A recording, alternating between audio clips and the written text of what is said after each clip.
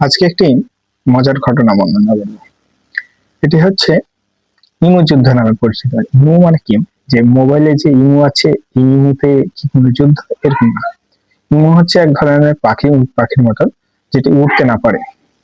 অস্ট্রেলিয়ায় ইমু যুদ্ধ 1932 সাল, এই যুদ্ধটি ঘটে অস্ট্রেলিয়ায়।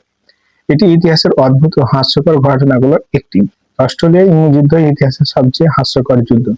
1932 সালে অস্ট্রেলিয়ার কৃষকরা বড় সমস্যায় পড়েছিল। তাদের গমের মাঠে হাজার হাজার ইমু, এক ধরনের বড় উঠতে না পারা পাখি, উট পাখির মতন, ঢুকে ফসল নষ্ট করছিল। ইমু এগুলো এত দ্রুত দৌড়ায় এবং এত বেশি সংখ্যায় ছিল যে কৃষকরা কিছুই করতে পারছিল না। তখন তারা সরকারের কাছে সাহায্য চাইল।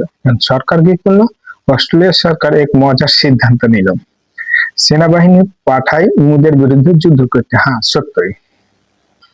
সেনারা মেশিন গান নিয়ে ইমু তাড়াতে বের হয়।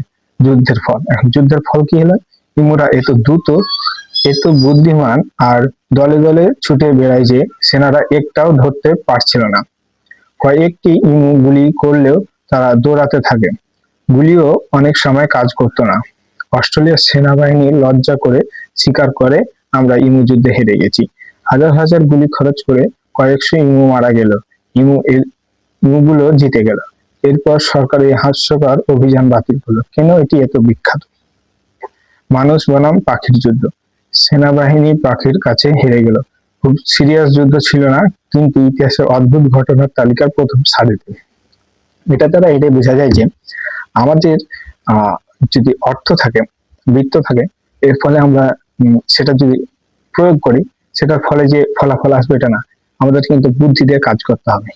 তাই হচ্ছে এই যে অস্ট্রেলিয়ার সরকার কি বললো, যে হচ্ছে সেনাবাহিনী পাঠালো, কিন্তু কি অনেকগুলো খরচ হলো, অনেকগুলো গুলি নষ্ট হলো, সময় নষ্ট হলো, ফলাফল কি? শূন্য। তাই আমাদের বুঝতে হবে, আমাদের জ্ঞান দিয়ে কাজ করতে হবে। আমরা যে শক্তি প্রয়োগ করলে পারবো এমনটা নয়। ধন্যবাদ।